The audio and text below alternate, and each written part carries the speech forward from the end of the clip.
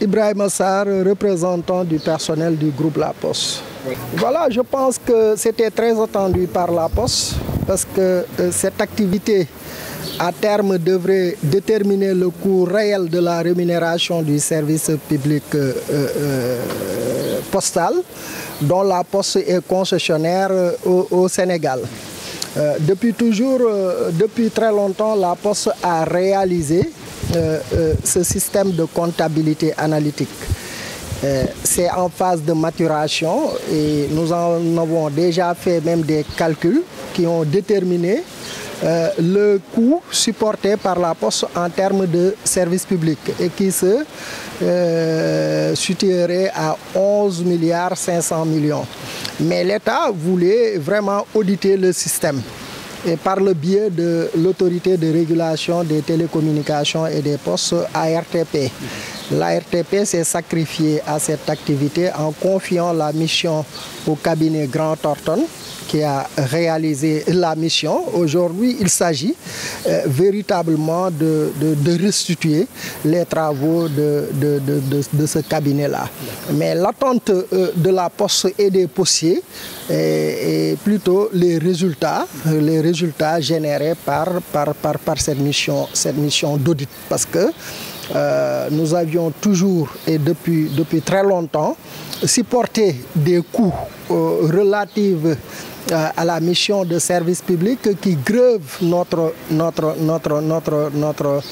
budget d'exploitation, mais qui n'a jamais été rémunéré à sa juste mesure.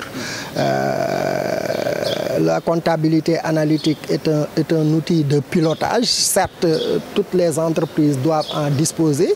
Nous sommes aussi membres de l'Union postale universelle qui en fait véritablement des priorités pour les administrations postales, pour véritablement mesurer leur coût d'exploitation. Mais en d'autres termes, comme aussi l'État nous confie la mission de service public à travers cette concession, naturellement, il faut en contrepartie que l'État supporte véritablement les déficits d'exploitation relatifs à cette mission de service public. Donc cette comptabilité analytique viendra en appoint pour déterminer les coûts réels vraiment de la rémunération du service. Là, déjà, on n'est pas encore à terme de la présentation du cabinet Grant Thornton, mais déjà la présentation de la Poste nous a satisfait parce que elle prend en compte tous les domaines essentiels contenus dans la convention qui nous lie à l'État en termes de mission de service public. Et que les calculs qui sont générés déjà ont convaincu plus d'un, parce que ce n'est pas ici que La Poste l'a présenté pour la première fois. Nous avions fait la présentation lors d'une session de l'Union postale universelle. Ça a fait vraiment beaucoup de satisfaction de la part de nos pairs africains, mais aussi du monde. Donc cette comptabilité analytique, c'est un bon modèle. Et puis ce modèle-là a été adopté, accepté par nos différents partenaires, à savoir le ministère de l'économie, le ministère des Finances et du Budget, le ministère de l'économie numérique et des télécommunications ainsi que l'ARTP.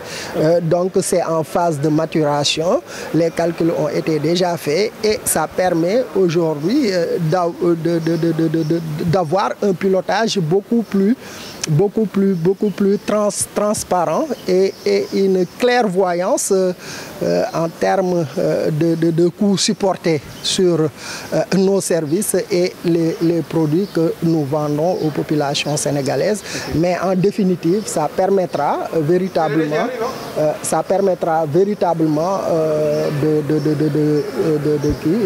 de déterminer le coût réel de la